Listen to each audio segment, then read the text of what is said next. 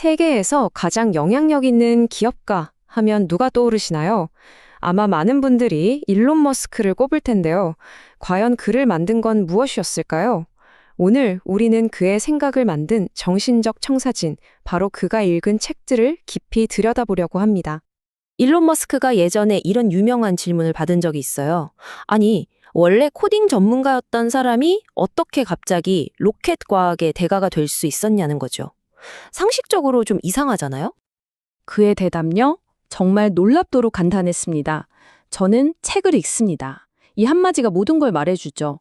그의 모든 지식과 혁신의 기반이 바로 독서라는 걸 아주 명확하게 보여주는 대목입니다. 사실 이런 엄청난 독서 습관은 아주 어릴 때부터 시작된 거예요. 그냥 취미로 책 좀 읽는 수준이 아니었고요. 말 그대로 그의 삶의 거의 전부였죠. 심지어 학교 도서관에 있는 책을 싹 다 읽어버려서 사수한테 책 좀 더 주문해달라고 졸랐다는 건 아주 유명한 일화입니다.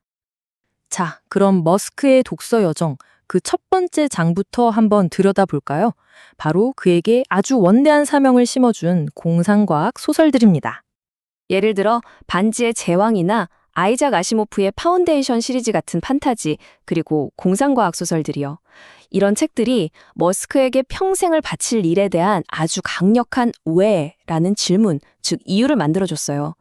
그가 직접 이렇게 말했거든요.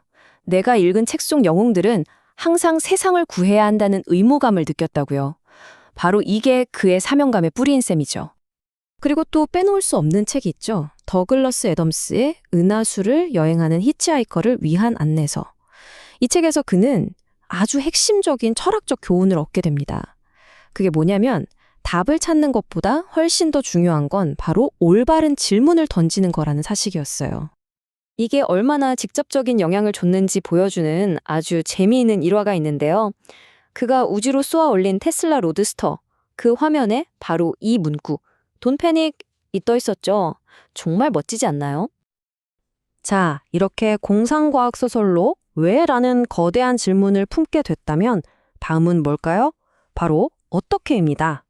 그에게 실제로 무언가를 만드는 법, 그 기술을 가르쳐준 책들로 넘어가 보죠.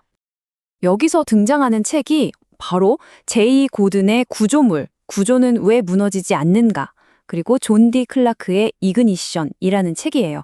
이 두 권이 스페이스X를 만들기 위한 그의 기술적 지식의 뼈대를 만들어줬다고 해도 과언이 아닙니다. 정식으로 교육을 받은 게 아니라 오직 독서를 통해서 로켓공학의 기초를 스스로 다진 거죠. 이렇게 공학 서적들을 파고들면서 머스크가 얻은 가장 중요한, 거의 그의 슈퍼파워라고 할 수 있는 사고 모델이 있습니다. 바로 제1원칙 사고입니다. 이게 기존의 유추 방식이랑은 완전히 다른 거예요. 대부분의 사람들은 다른 사람이 해놓은 걸 보고 조금 개선하는 방식으로 생각하잖아요.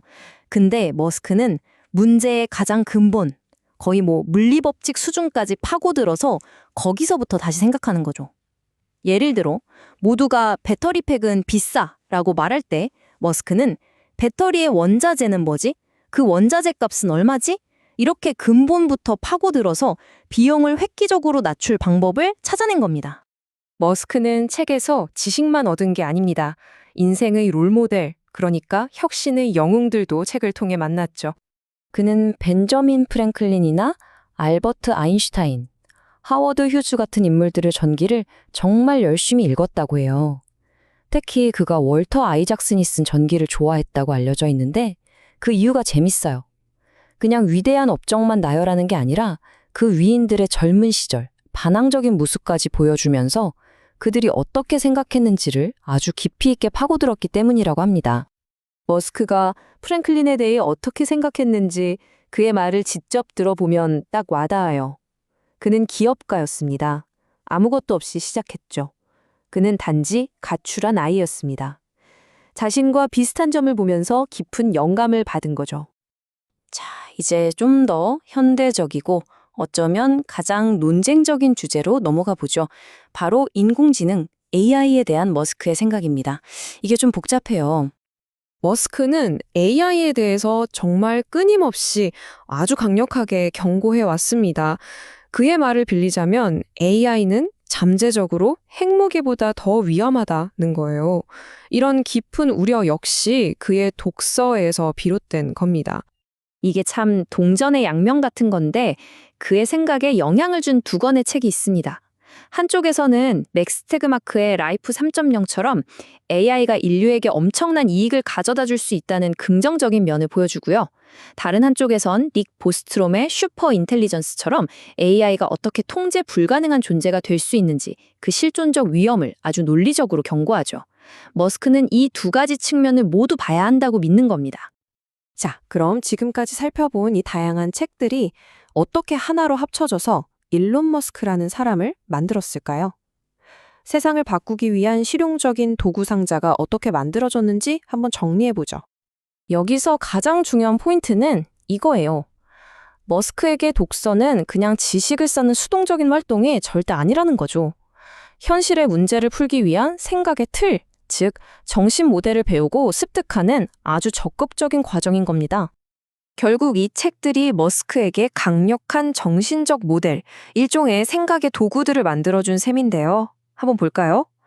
공상과학 소설에서 얻은 문명 전체를 생각하는 사고방식, 공학책에서 배운 제1원칙 추론, 그리고 위인전에서 영감을 얻은 여러 학문을 넘나드는 접근 방식.